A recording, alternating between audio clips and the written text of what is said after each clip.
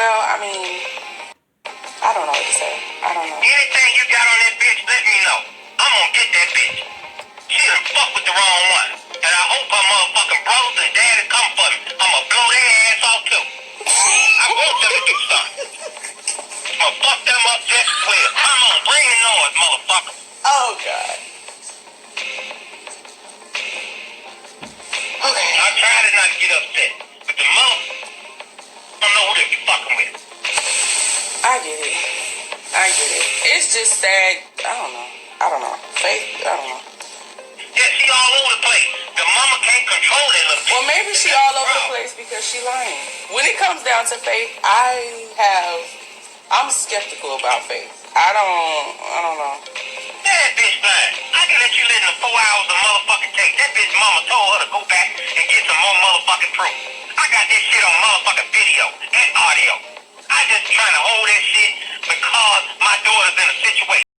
It's saying it on goddamn tape. Video and audio. You can see her goddamn face saying this shit. That's crazy as hell. What's up? What's going on, everybody? We gotta, my opinion is right. It's this, right? My opinion is I don't think he did it. Hands down. Does that mean that I don't want these alleged victims, these women, or whatever you want to call them, to have justice? No, that's not what that means. I just don't believe that they're credible. I mean, that's just my opinion. That doesn't mean that it's written in stone. I feel like, there was a lot of undercut shit going on, and it's still going on. I feel like they are deliberately trying to make it hard on this man to fight his case. And I feel like if he was so guilty, they shouldn't have to do that. That's just my opinion. People are entitled to feel how they feel. I get it. It seems like a lot of people, they say, well, get a Pacer account or whatever. Or, they're reading these documents. They're reading these indictments. They're reading these articles. They're reading these motions. They're reading the discovery that was presented, which, all of it has not been presented yet. And my thing is, just because it's put on paper, that does not mean somebody is guilty of a crime. I don't know how many times I can say this over and over. It does not mean that. People get charged every day. Indictments are written up every day in America and across the world for that matter. And people also are acquitted every day. Just because the federal government is not 100%. They don't always, and even the cases that they win, they don't always win the right cases. A lot of innocent people are in prison today. A lot of innocent people are in prison today because the feds charged the wrong person, or the feds think that the jurors thought the evidence was good evidence, but it turns out it wasn't true. You know what I'm saying? That's just the fact, man.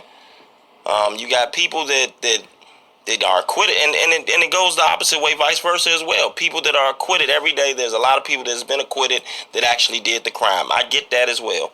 You know what I'm saying? So trust me, I'm not trying to contradict myself here. All I'm saying is this: when you got people making statements about this case, and I get it, they're passionate. They want these women to have justice. I get it, trust me. But my thing is, I recommend looking at this thing from another angle. Don't necessarily just say, well, I've been thinking that he's guilty for 2 years. Why don't you just try to look at things from a different angle for a minute? You know what I'm saying? You don't necessarily have to say, I believe he's guilty, so that's just what I'm going to ride with. Just look into things and stop believing necessarily everything people are saying.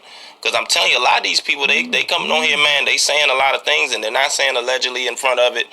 And that's a scary day. That's going to be, a scary day in America when you can just accuse people of things, and then the public can just go ahead and run with run with your accusation, and they don't have to say alleged. They don't gotta say none of that shit.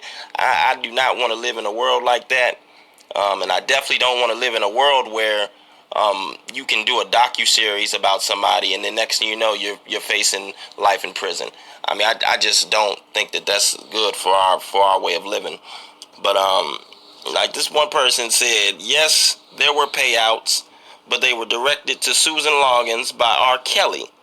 Otherwise, how would they know about Susan Loggins? Come on now. Come on, man. I mean, that just don't make sense. So R. Kelly directed these people. These people are trying to sue R. Kelly. And R. Kelly is sending them to Susan Loggins now, so that Susan Loggins can come back to him and negotiate how much he has to pay these people. That it just don't make sense, man. That type of stuff does not make sense at all, yeah. And let's see here. You got this person here who is it's just crazy what this person keeps on saying. Clearly your arguments aren't valid, which is why he still isn't out on bond. After a year, they appealed his request for bond, and guess what? It was still denied. Bond is a privilege and not a right, so it's not a violation of his due process. Look it up. Once again, we know that. We know that everything that you're saying is accurate.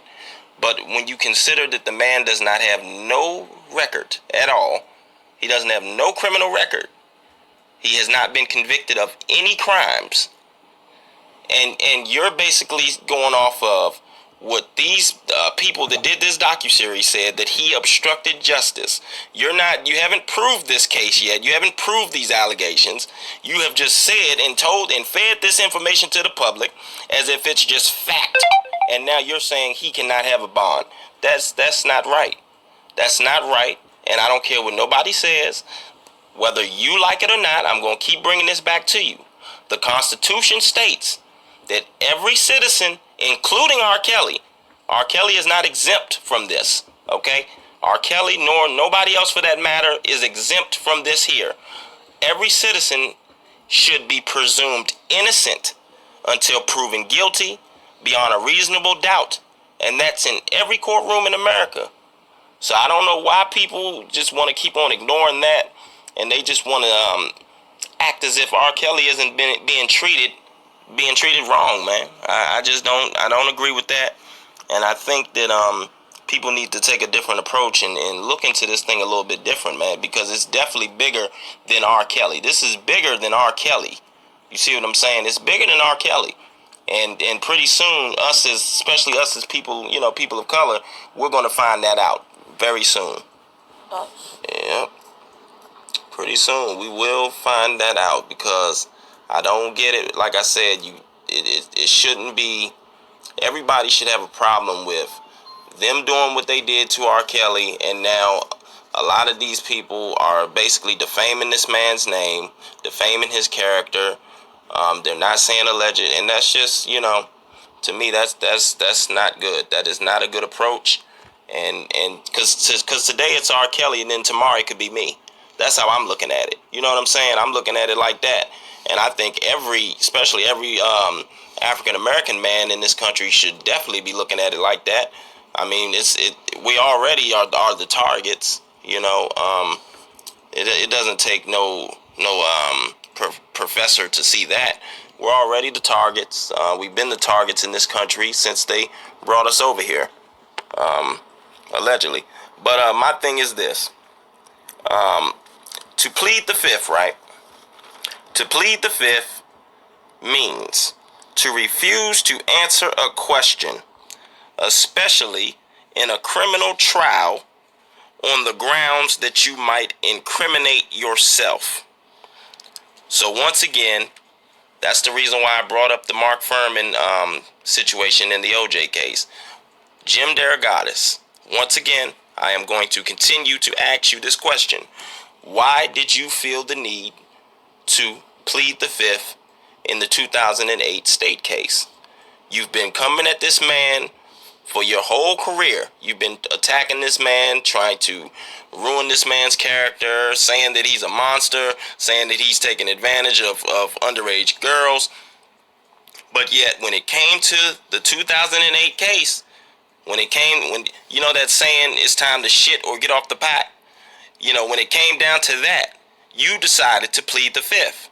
And I'm just wondering why. You know, I think that you owe the public that explanation.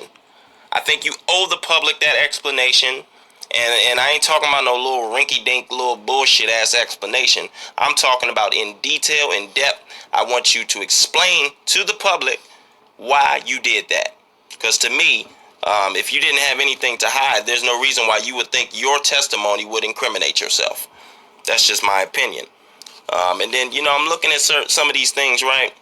And these indictments, man. And it's like, there goes that approximately word again. You know, approximately December 2000, pursuant to instructions that minor one received from Kelly. It says minor one falsified and caused a false entry to be made in the police report when she denied to law enforcement officers that Kelly engaged in sexual relationships with her. Well, here's the thing with that, right?